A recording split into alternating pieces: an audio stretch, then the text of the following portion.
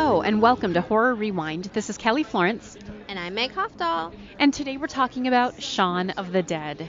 Meg, there was at some point in our podcast, in the first year, we're like, oh, I wish we could talk about Shaun of the Dead, but guess what? It's our rules. We do what we want.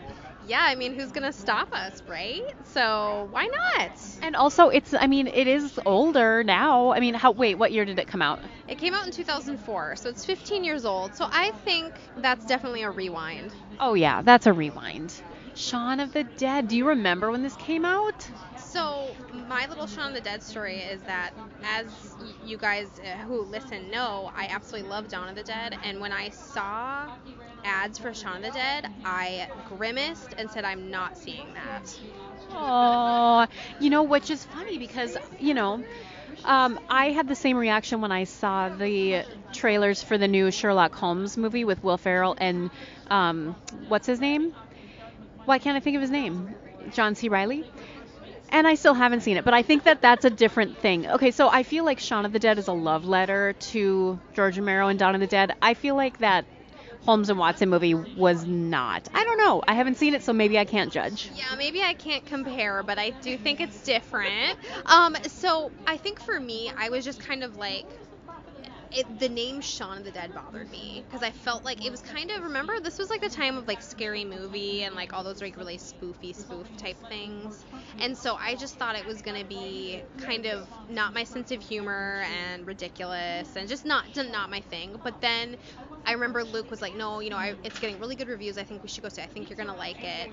And we went, and I remember just leaving the theater smiling so hard because I loved every second of it. And I had to admit that Luke was right about something. Oh, no. Don't let him listen to this episode. No, I agree. Like, again, the spoofy stuff isn't my thing. Like, yeah, Scary Movie, all those, they're fine, I guess, but I don't love that. I don't seek it out. And so if it had been that, we wouldn't be talking about this movie, I guess. But talking about like the beginning, we'll get to the facts in a minute, but just thinking about how he's going about his day and like doesn't even realize it's zombies yet because everybody just acts like a zombie.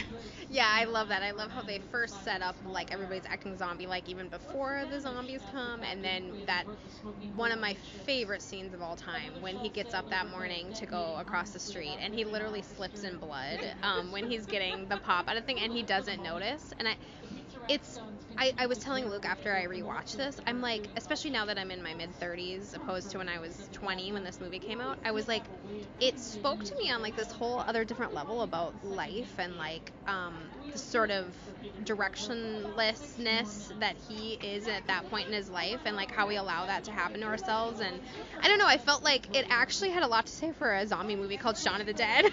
Yeah, it's true. And even like his whole big plan is like, we have to make it to the Winchester, and they do, and then it's like, now what? And oh, that was it. Like, we're in my favorite bar, but that's the end of the plan. And it's like, yeah, you know what? I feel like that's what a lot of people like. It's like adulting. It is. It really is. It's adulting because it's like there's this whole bill of goods we're sold that it's like, oh, you know what? You're gonna grow up and you're gonna get a great job and you're gonna get married and have kids. The end. And he's trying to live this adult life, but then of course his friend, who of course is wonderful, he is like he's embracing not adulting, but Shaun wants to sort of like straddle both worlds. And I think everybody, and it's so funny because like the guy's like, oh, grandpa, and he's like, I'm 29, and I'm like, oh my god, he's a baby. But I think everybody's gone through this at some point in their life where you're straddling both of those worlds and you don't want to grow up. And actually I think every day we have a moment where we don't want to be a grown up. I agree. Now, tell us who wrote and directed this movie. Is it Simon Pegg, or who was involved?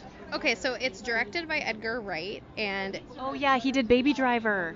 Yeah, and it's written by Edgar Wright as well, but also co-written by Simon Pegg. And of course, it's the first in what's called the Cornetto trilogy, which includes Hot Fuzz from 2007 and The World's End from 2013. Do you like those movies?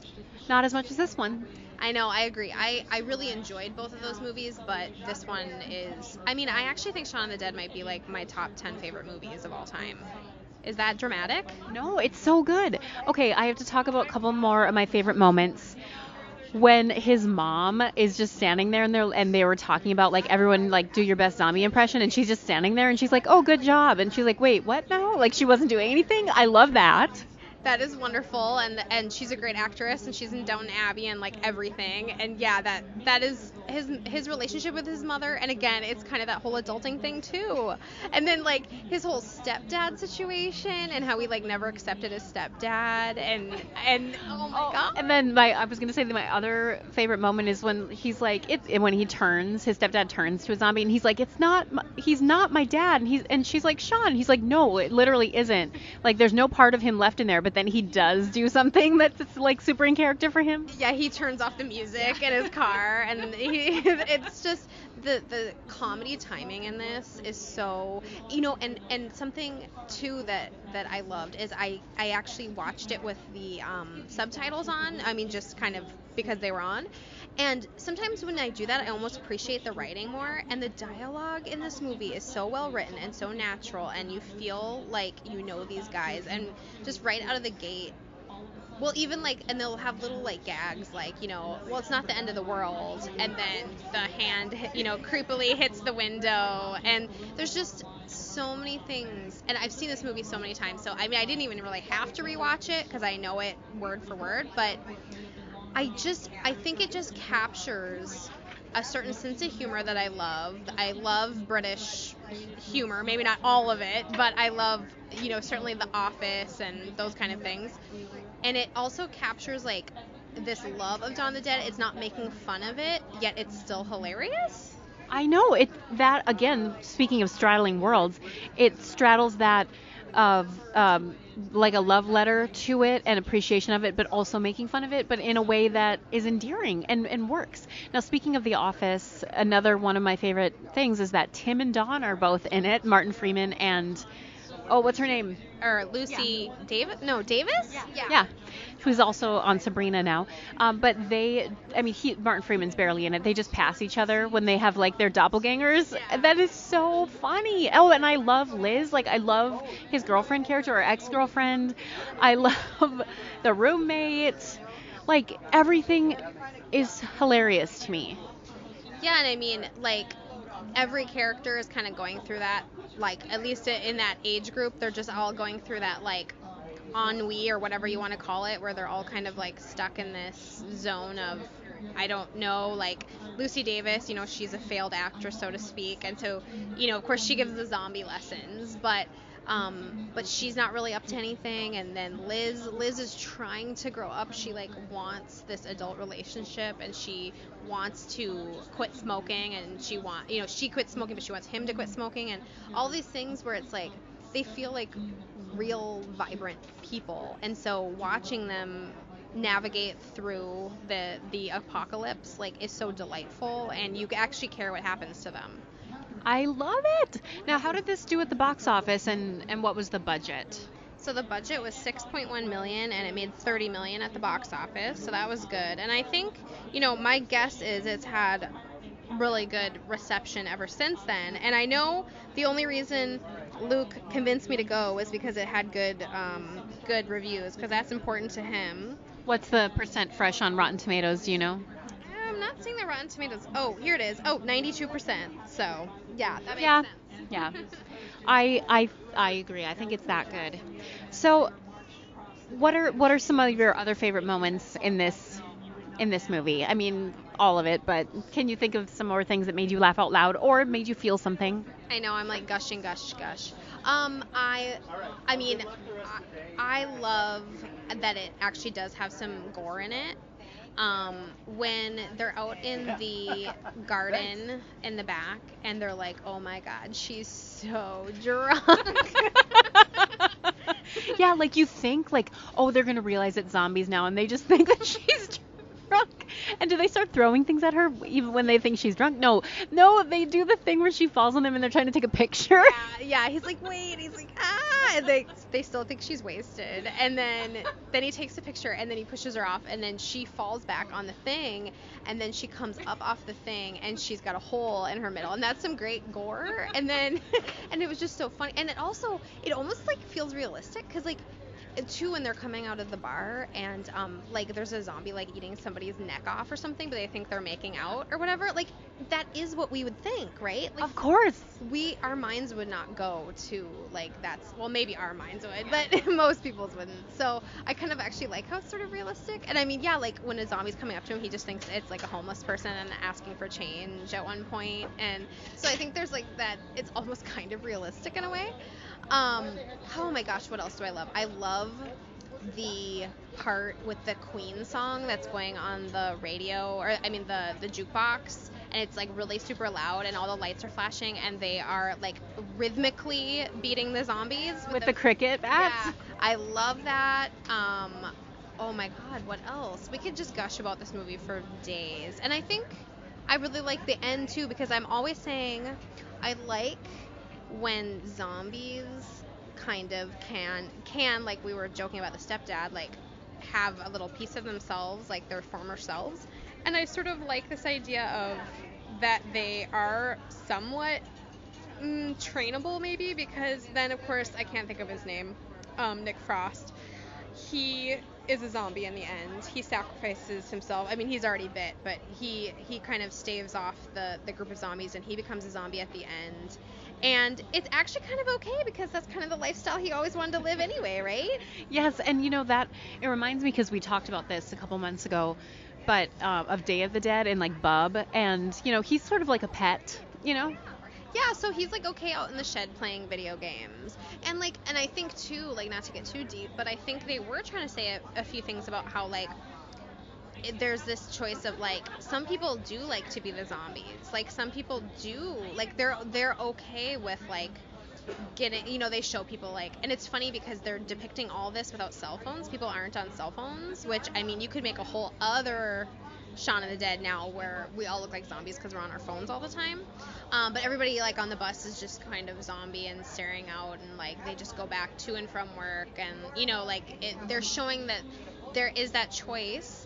And like his Nick Frost character, he's okay, like he likes that. But then there are the other characters like Shaun who are like, maybe I should grow up a little bit and maybe I should mature. And so, you know, and then he gets to, and then he's with his girl at the end.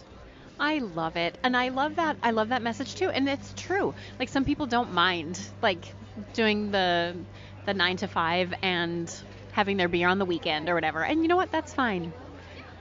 So you're a zombie if you do. No, I'm just kidding. Yeah, I mean, I think that we sort of all aspire to do different things, and we all want to like have creativity, and we all want to, you know, be creative in our own ways, or live our lives. Yeah, thank you. But yeah, I mean, I think that there are some people who are like, okay, like they're okay in their situation and they're not looking to sort of like, you know, get to the next level. And I think there's something okay about that. And I don't think that this movie necessarily was saying like you shouldn't be like that. I think that they was just saying that we're all different, and some of us are in flux, and some of us, like Nick Frost's character, just want to play video games, and he seemed perfectly happy, and I don't think the movie was like judgmental about him. No, that's what I love. It's perfect in that way. Oh, you know, I love the running gag. I mean, this is a British thing, but it's also a mom thing of like, it's a zombie apocalypse, but you still have to like eat something, right? Oh yeah, yes. And just the mom too. Like I love how, of course, this is so mom-like. She gets bit, and instead of telling anybody, she just stuffs Kleenex up her sleeve, which, I mean, moms love to stuff Kleenex up their sleeve anyway. But, you know, she's like, oh, I didn't want to be a bother, whatever. And, I love that. You know, so that's really sweet. And then there's that actual, like, it's kind of dark, but, like, Shaun has to end up shooting her. which stinks. And then there's the whole dynamic when they're in the bar, and of course I always say I love when people are like stuck somewhere and then like tensions run high. And so I don't know, and I love when the dude in glasses, I know I should know his name, when he goes and he gets eaten, like grabbed out by the horde. It's one of my favorite zombie pull aparts because they pull off his arms and legs and his head and his guts, and I think it might be like one of my, if not my favorite zombie pull apart. I mean, this movie, first of all, spot on comedy, perfect zombies, and the gore is top notch. Yeah, I mean, when I think about that zombie scene, like they did in Day of the Dead, they did a similar scene, but I mean, this one's even better. I love it. I mean, and it was like right at this moment where he is like leaving because they've basically all agreed that he's in love with Liz, and he's like awkward about it, and then he ends up trying to kill Shaun. He pulls the trigger of the gun and it doesn't go off, and then he's like, I'm out of here, and then he just gets, and so it's perfect, so you kind of don't like him anymore, and then you get to watch him like be pulled apart. And I don't know how to explain it, but this girl just loves zombies pulling guys apart. It's so good. Oh, okay, let's rank this movie, because I mean, we're just going to keep talking about things that we love, which is fine, but let's rank this movie on a scale of 0 to 10. 0 being you hated it, 10 being it's a perfect movie. What should our scale be? Beers at the Winchester? How about the gun at the Winchester that we were just talking about? The Winchester, and they are arguing back and forth if it has bullets in it, and it did. It was loaded. Yes. So how many do you give Shaun of the Dead? I give it 10 because I absolutely adore this movie. I love that it has a little something to say, but it's not like, it doesn't knock you over the head with it. It's not heavy-handed. It's so funny. It's my sense of humor. And it's just well done. It's written so well, and the gore, it's horror. It's like The Office meets Dawn of the Dead, and those are like my two favorite things. So it's my favorite thing. I'm also giving it 10 out of 10. I think that this is one of those perfect horror comedies, and there's very few that exist. I mean, we've talked about them all probably now on the podcast because that's like one of our favorite things, but seriously, it's a perfect horror comedy. They know exactly the tone, when to take it serious, when it can be funny, and like oh my god, when he's upstairs and his roommate's in the shower. Oh my god, yes. I mean, and there's creepy parts, and then the whole like roommate anyway, like it just everything's perfect. I love it. I think it's so funny.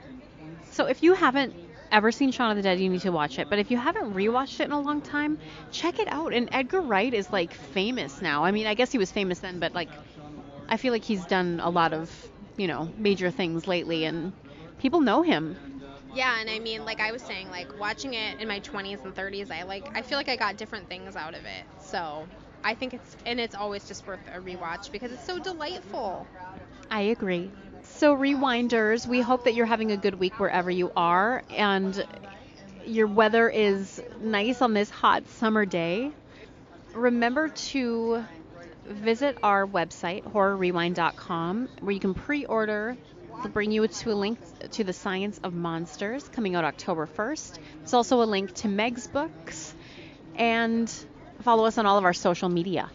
And also, we've been meaning to tell you that we have an updated website, and there's some cool stuff on there, including some awesome pictures of us, of course, some beautiful shots done by Studio Laguna Photography, but also we are excited about future projects, not just book projects, but other projects. So check out our updated website, and don't be a stranger. We love hearing from you guys. Yes, so until next time, we'll see you in the horror section. Bye.